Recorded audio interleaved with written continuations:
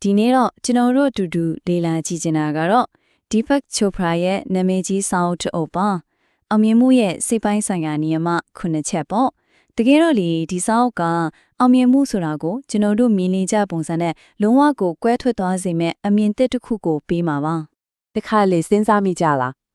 အောင်မြင်ခြင်းတကယ်ပဲဒီလောက်ကြီးပင်ပန်းတကြီးရုန်းကန်လျာမှာလားဆိုတာကိုပေါ့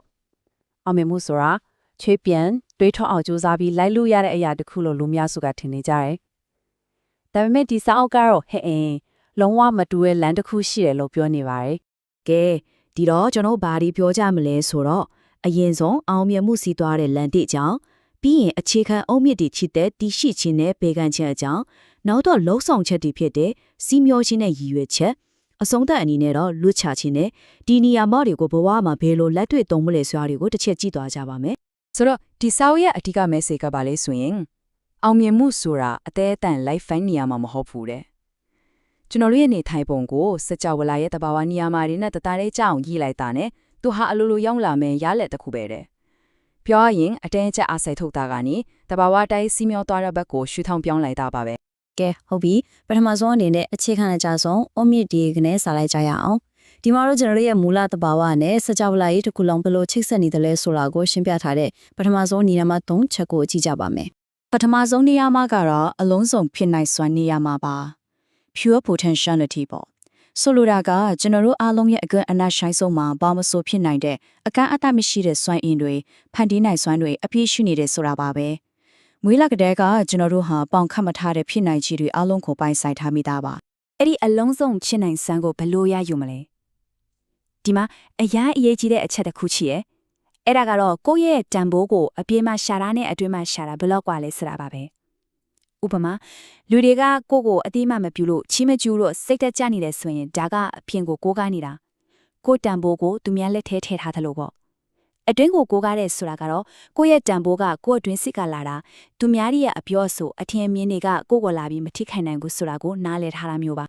ကဲဒုတိယနေရာမှာပေးကမ်းခြင်းနေရာမှာပါစစ်ကြဝဠာကြီးတစ်ခုလုံးကပေးခြင်းယူခြင်းဆိုတဲ့ dynamic exchange နဲ့လဲပတ်နေတာပါအဲ့တော့ကိုယ့်စီကိုပေါများကြွယ်ဝမှုတွေစီးဝင်လာစေခြင်းရင်ကိုယ့်စီကနေလည်းအပြန်လန်းစီးထွက်နေဖို့လိုတယ်အဲ့ဒီစီးထွက်တာကပိတ်ဆန်ကြီးပဲမဟုတ်ဘူးနော်မေတ္တာအတိမပြူမှုကောင်းတဲ့စကားပါမဆိုးဖြစ်နိုင်တယ်ကိုကပေးနိုင်တယ်ဆိုတဲ့ခံစားချက်ကငါမှမရှိဘူးဆိုတဲ့စိတ်ကနေငါမှလုံလောက်တယ်ပိုလျန်တယ်ဆိုတဲ့စိတ်ကိုပြောင်းပေးလိုက်တာပါပဲတတိယနေရာမှာကတော့ကျွန်တော်တို့အားလုံးယဉ်နီးပြီးသားဖြစ်တဲ့ကာမကံတရားနေရာမှာပါပဲ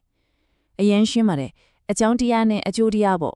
့ကိုလှုပ်လိုက်တဲ့လှုပ်ရဲ့တိုင်းကိုရွေးချယ်လိုက်တဲ့ရွေးချယ်မှုတိုင်းဟာစွမ်းအင်တစ်ခုကိုထုတ်လွှတ်လိုက်တာနဲ့တူတူပဲ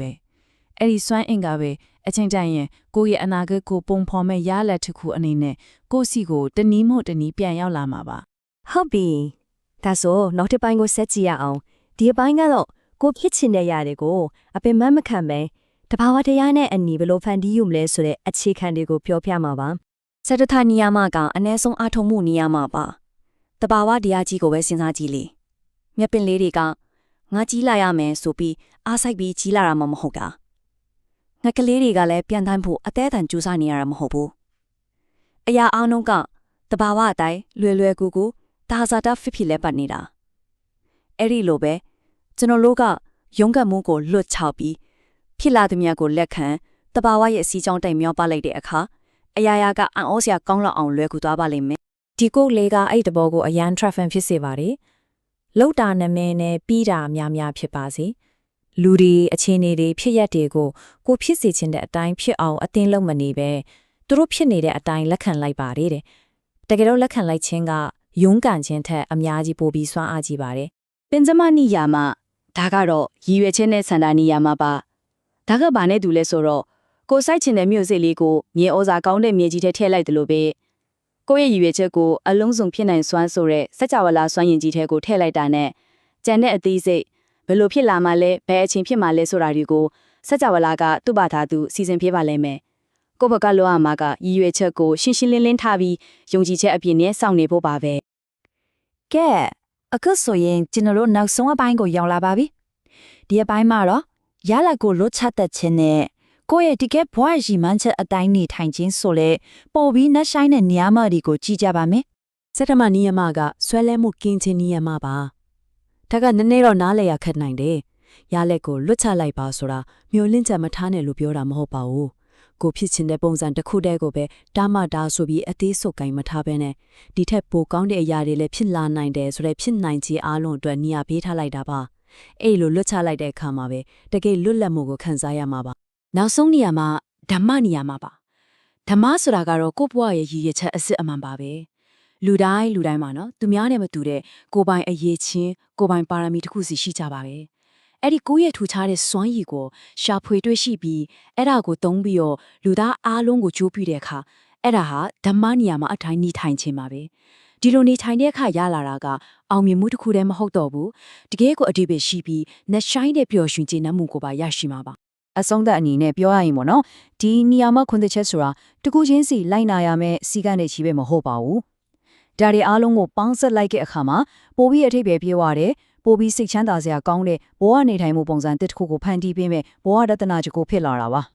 ကဲဒါဆိုအားလုံးကိုအတူချုပ်ပြန်ကြည့်လိုက်အောင်အလုံးစုံဖြစ်နိုင်စွမ်းဆိုတာကိုယ့်ရဲ့တကယ်အတွင်းစိတ်နဲ့ပြန်ချိတ်ဆက်တာပေးကမ်းခြင်းကပေါ်များမှုကိုစီစဉ်နေစေတာကန်ဒီယာကကောင်းတဲ့ရွေးချယ်မှုတွေလုပ်ဖို့ပဲအနည်းဆုံးအားထုတ်မှုကလက်ခံပြီးစီမျောလိုက်တာရွေချင်းနဲ့ဆန္ဒကတော့အသေးစိတ်တွေကိုစကြဝဠာကိုယုံကြည်ပြီးအပ်လိုက်တာမို့ဆွဲလမ်းမှုကင်းချင်းကရက်လက်ကိုလက်ချပစ်တာဖြစ်ပြီးဓမ္မနိယမကတော့ကိုယ့်ရဲ့ထူးခြားတဲ့ရွေချင်းနဲ့လောကကိုအကျိုးပြုဖို့ပါပဲဒီတစ်ဆက်မှုကိုမပိတ်ခင်မှာအလုံးကိုစဉ်းစားစရာလေးတစ်ခုပေးခဲ့ခြင်းပါတယ်အကယ်၍ဒီနေ့ပဲ